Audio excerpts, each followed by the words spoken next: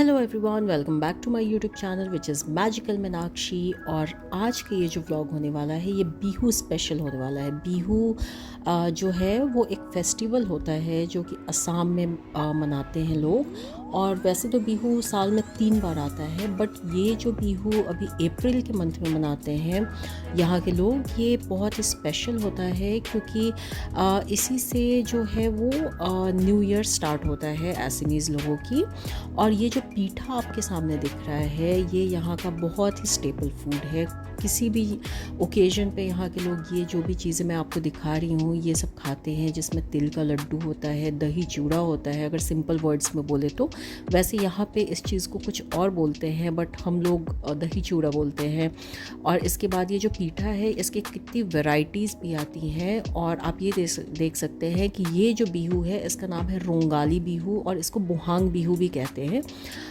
तो ये जो बिहू होता है मेनली 3-4 दिन तक चलता है, जिसमें एक दिन होता है गोरू बिहू और दूसरे दिन होता है मेन बिहू।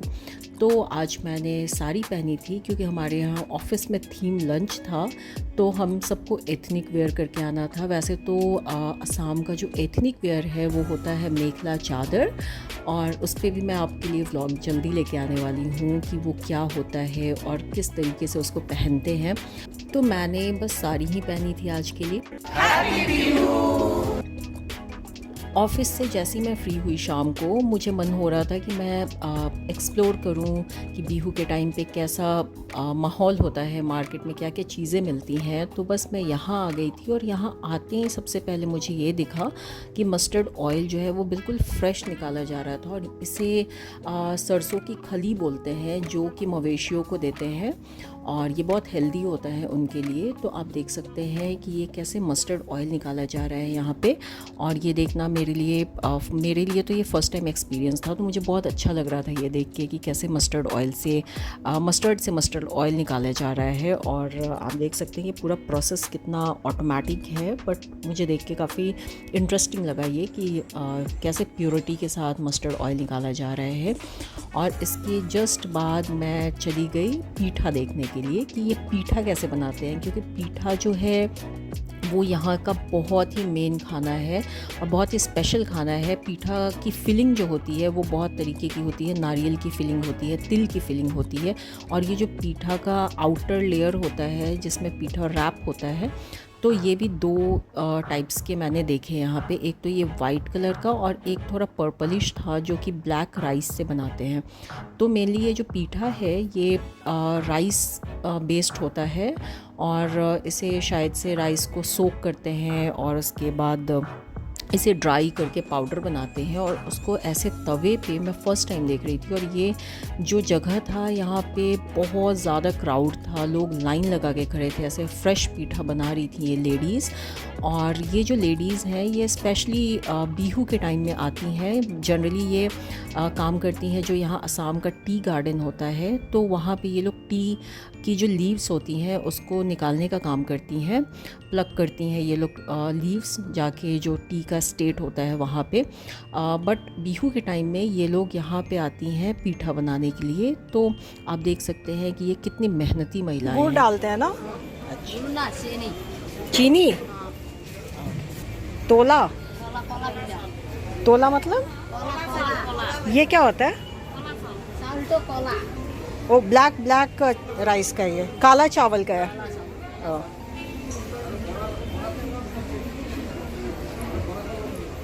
और इसमें अंदर क्या डाल रहे हैं आप? नारियल। नारियल? अच्छा।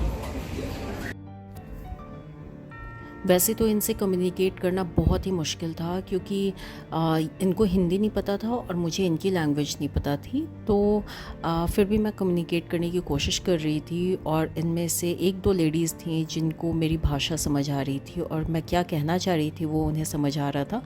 तो इनके साथ मेरी बातचीत आगे मैंने रिकॉर्ड की है और वो आप देखिए कितना स्वीट है। पीठा बनते देख के मुझे भी मन करने लग गया कि मैं भी एक ट्राई करूं, बट वो लोग मुझे देने से डर रहे थे।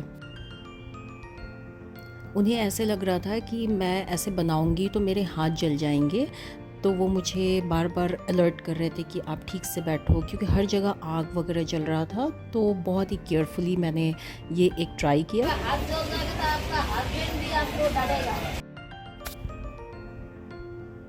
तो ये लाइन सुन के मुझे बहुत हंसी आई जो इन्होंने अभी बोला, और बहुत ही स्वीटली ये लोग मेरे से कम्युनिकेट कर रहे थे। ऐसा लग ही नहीं रहा था कि मैं फ़र्स्ट टाइम इन लोगों से मिली हूँ। और आप देख सकते हैं कि मुझे इतना ज़्यादा धुआं लग रहा था आँख में कि बिल्कुल मिर्ची सी लग रही थी आँख के अंदर। तो फर्स्ट अटैम्प्ट में मैंने ये हाफ़ ब्रोकन पीठा बनाया। होपफुली इन फ्यूचर मैं प्रैक्टिस थोड़ी और करूँगी और मैं एक दिन अच्छा पीठा बना पाऊँगी, ये मुझे उम्मीद है।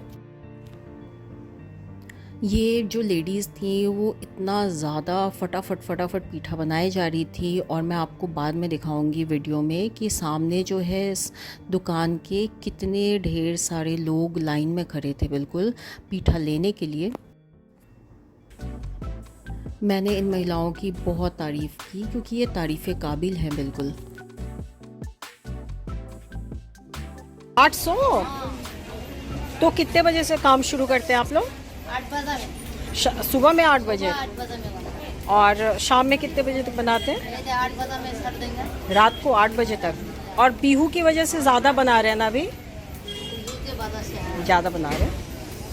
अभी ओवर भी करेगा। ओवर टाइम भी करेंगे? हाँ। एक पीठा का बनाने का कितना चार्ज करते हैं आप लोग? सास कितना सास माने मतलब पैसे कितने लेते हैं आप? आमा दिन का हजरा सिस्टम है एक दिन में 1000? ना, 400 रुपया। 600? 400। 400? और 400 में 800 पीठा बनाना है? हाँ। ओह। के लिए भात देता है, खाने के लिए रूम देता है, खाने के लिए चावल भात मतलब? देता है, अच्छा, खाने के लिए रूम देता है। रहने के लिए। हाँ। तो आप लोग कहीं बाहर के हैं? हमारा घर धुबरी है। अच्छा, दूर है। हाँ। गुवाहाटी में नहीं आप रहते हैं? नहीं नहीं, हमारा धुबरी डिस्ट्रिक्ट है ना। अच्छा, वहाँ है। वहाँ से आप लोग सिर्फ पीठा बनाने के लिए आए हैं? इसे बनाने के लिए हाँ है। ओह। तो हमेशा आते हैं या सिर्फ बिहू के टाइम? बिहू के टाइम। तो आपने सुना और जाना कि ये महिलाएं कितना मेहनत कर रही हैं। सुबह 8 बजे से लेकर रात के 8 बजे तक ये सिर्फ लंच का ब्रेक लेती हैं, और इसके अलावा ये ओवर टाइम भी करती हैं पीठा बनाने के लिए। और इनको 400 रुपये डेली के मिलते हैं, और इसमें इन्हें 800 पीठे बनाने होते हैं। और हर वक्त ये never ending kind of job है, क्योंकि ये बिल्कुल आपको कंटिन्यू बनाते रहना है। इसमें ऐसा नहीं है कि आप थोड़ी देर के लिए रेस्ट कर सकते हैं या फिर आपने बनने के लिए रखा है और वो अपने आप ही बन रहा है। आपको कंटिन्यू इसे ऐसे चावल को पिसे हुए चावल को फैलाना है, इसमें फिलिंग डालनी है और इसको रोल करना है। तो बहुत मेहनती हैं ये महिलाएं वाकई में। और इसके अलावा ये जो बन रहा था कढ़ाई में, ये था तेल पीठा, जो कि काइंड ऑफ जो हमारे साइड मालपुआ बनता है या पुआ बनता है, ड्राई पुआ, वैसे टाइप का था, बट ये चावल के आटे का था। चावल का? ओह। तो बस आप देख सकते हैं कि पीठे बने जा रहे हैं और लोग लिए जा रहे हैं। लंबी लंबी क्यूज़ लोगों ने लगा के रखे थे पीठा लेने के लिए। और इसी बिल्डिंग के जस्ट बगल में ही एक एग्ज़िबिशन था। ये एग्ज़िबिशन भी बेस्ड था बिहू के ऊपर ही, और इसका नाम था बोहागी ट्रेड फेयर। तो आइए मेरे साथ और चल के देखिए कि अंदर कितनी खूबसूरत असम के कल्चरल रिलेटेड चीज़ें थी। और ये जो मेरे पीछे आपको कटआउट दिख रहा है, ये यहाँ का ट्रेडिशनल जो बिहू डांस होता है उसका था। और यहाँ किसी भी स्पेशल ओकेज़न पे लोग बिहू डांस करते हैं। और ये जो झापी गमोसा है, जो ऐसे कैप जैसा दिख रहा है राउंड सा, इसे झापी कहते हैं। और असम का जो गमोसा है, जिसे हम गमछा कहते हैं कॉमन लैंग्वेज में, तो ये यहाँ का बिल्कुल ट्रेडिशनल बहुत ही स्पेशल चीज़ें होती हैं। और ये जो आपको सामने दिख रहा है, ये यहाँ की फ़ीमेल की पोशाक है, जिसे हम मेखला चादर कहते हैं, जिसके बारे में मैंने आपको बताया था इनिशियली। तो ये मेखला चादर जो होता है वो बहुत वैराइटीज़ में आता है, बट जो मूंगा का मेखला चादर होता है, मूंगा सिल्क का मेखला चादर, वो बहुत ही स्पेशल होता है। इसके अलावा कॉटन का जो फैब्रिक होता है उसके भी मेखला चादर मिलते हैं जो कि डेली बेसिस में लोग पहनते हैं। और ये है असम के जो ट्रेडिशनल ज्वेलरी होते हैं जो कि मेखला चादर के साथ पहनते हैं, वो आप देखिए कि कितने खूबसूरत हैं ये कलरफुल नेकलेसेस, और कितने खूबसूरत इसके डिज़ाइन है, पैटर्न है। और ऐसा लग रहा था कि सब कुछ ही ख़रीद लूँ, बट अभी मेरे पास मेखला चादर ही नहीं है, तो मैंने सोचा है कि एक बार मेखला चादर ख़रीदूँगी और उससे मैचिंग मैं ये ज्वेलरी में से कुछ एक लूँगी। तो बहुत ही खूबसूरत यहाँ आर्ट एंड कल्चर का पूरा एक कॉम्बिनेशन दिख रहा था एक ही रूफ टॉप के नीचे।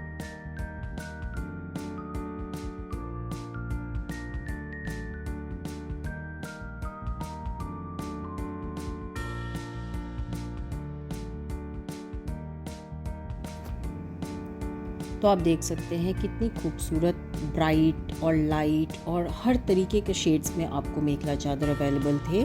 और ये है असम का होममेड स्पेशल अचार जो कि बहुत वैराइटीज़ में था अवेलेबल। और इसके अलावा ये जो एक स्टोर मुझे दिखा था वहाँ पे, ये था बंगाली साड़ी बेस्ड। और ये जो इसमें से एक साड़ी जो थी वो मुझे बहुत पसंद आई थी, जो कि थी ढकाई जामदानी, जो कि कैलकाटा की one of the best saris में से एक होती है। और मुझे पर्सनली ढकाई जामदानी का जो पैटर्न है वो बहुत पसंद आता है। और ये जो येलो कलर की साड़ी थी ये मुझे बहुत अच्छी लग रही थी। इनफैक्ट मैं साड़ी की बहुत शौकीन हूँ, तो मुझे साड़ी ख़रीदना बहुत पसंद है। बट अभी रिसेंटली मैंने बहुत सारी साड़ियाँ ली हैं, तो इसलिए मैं अवॉइड कर रही थी। बस मैं देख रही थी, एक आइडिया ले रही थी कि किस तरीके की कलेक्शन है यहाँ पे। तो काइंड ऑफ विंडो शॉपिंग मैं कर रही थी इस स्टोर में। और ये आप देख सकते हैं कितने सोवर कलर्स हैं, कितने अच्छे अच्छे कलेक्शन थे इस दुकान में। बट मैंने कुछ लिया नहीं वैसे, क्योंकि मेरे पास ऑलरेडी बहुत सारी साड़ियाँ हैं। पहले मैं उनको पहन लूँ, फिर मैं नया कलेक्शन बनाऊँगी।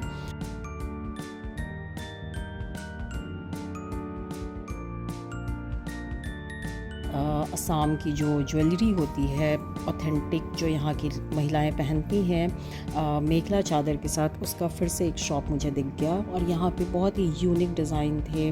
और सबसे अच्छा मुझे यहाँ पे लगा इनकी जो रिंग्स थी वो बहुत ही आई कैचिंग लग रही थी और बहुत ही एंटीक और यूनिक डिज़ाइन था। तो मुझे ये बहुत अच्छा लगा।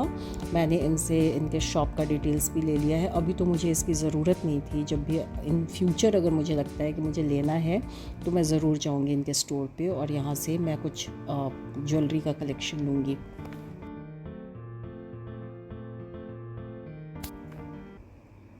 मुझे पर्सनली कपड़े और ऐसे ज्वेलरी का बहुत शौक़ है, तो मैं जब भी देखती हूँ कुछ ऐसा अच्छा सा, तो मुझे हमेशा मन करने लग जाता है कि मैं ये भी ले लूँ, वो भी ले लूँ। बट मेरे घर से सिर्फ मुझे इस बात के लिए डांट लगती है कि मैं कपड़े जब भी ख़रीदती हूँ ढेर सारे, और या फिर कुछ ऐसे ज्वेलरी ख़रीद के लेके आती हूँ, तो मेरे घर वाले मुझे बहुत डांटते हैं। स्पेशली मेरी मम्मी और मेरी दादी।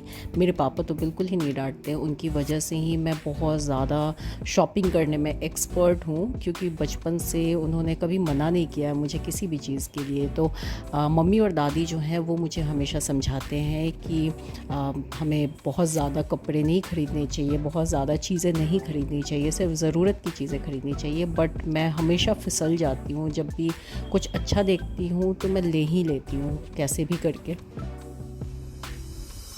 आई एम श्योर कि वो जब ये व्लॉग देखेंगी तो उन्हें ये लगेगा कि मैंने यहाँ से बहुत सारी चीज़ें ख़रीदी होंगी, बट मैं उनको बताना चाहती हूँ कि मैंने यहाँ से कुछ भी नहीं ख़रीदा था। और इसके बाद मुझे ये दिखा एक स्टोर जहाँ पे ये सारे तलवार और चाकू के बहुत सारे वैराइटीज़ दिख रहे थे। तो मैंने बस ऐसे ही चेक किया, बट मुझे इसकी कोई ज़रूरत नहीं है, इसलिए मैंने बिल्कुल नहीं लिया। बट ये भैया मुझे आई डोंट नो वाई मुझे ये बेर खिलाने लग गए थे और मैंने खा लिया ये बेर। और इसके बाद से फिर ये राजस्थानी पिकल, जो कि नॉर्थ इंडिया में भी हम बहुत खाते हैं। इस तरीके के जो भी पिकल होते हैं, मिर्ची का, आम का, ये सब देखते हुए मैं आगे बढ़ी और मुझे ये बहुत अच्छा लगा। एक फ़ैन, इसका एक बड़े साइज़ का भी था, तो वो मैं लेना चाहती थी, बट फिर मुझे लगा कि थोड़ा कंट्रोल करते हैं। और इसके बाद से मैंने ये एक स्टोर जहाँ पे सारे लेडीज़ से related hair band, rubber band और नेकलेसेस सब कुछ मिल रहा था। तो मैंने यहाँ से कुछ काम की चीज़ें ली थी और उसके बाद से मुझे दिखा ये मेखला चादर का एक स्टोर, जहाँ बस मैंने चेक किया, मैंने कुछ लिया नहीं। और आप देख सकते हैं ये छोटे बच्चों के लिए कितने प्यारे प्यारे ड्रेसेस हैं और ये कलर कॉम्बिनेशन मुझे बहुत अच्छा लगा था मेखला चादर के लिए। बट ये जो पैटर्न है वो यहाँ का ऑथेंटिक नहीं है, तो मैं जब भी लूँगी ऑथेंटिक ही लूँगी। और आप देख सकते हैं कि ऑलमोस्ट मैंने ये जो मेला है ये ख़त्म करके अब मैं घर की तरफ जाने वाली थी, क्योंकि काफ़ी रात भी हो गई थी और मुझे घर भी निकलना था। उम्मीद है आज का ये ब्लॉग आपको अच्छा लगा होगा। अच्छा लगा है तो don't forget to like, share and subscribe to my YouTube channel which is magical Meenakshi. Bye bye, take care.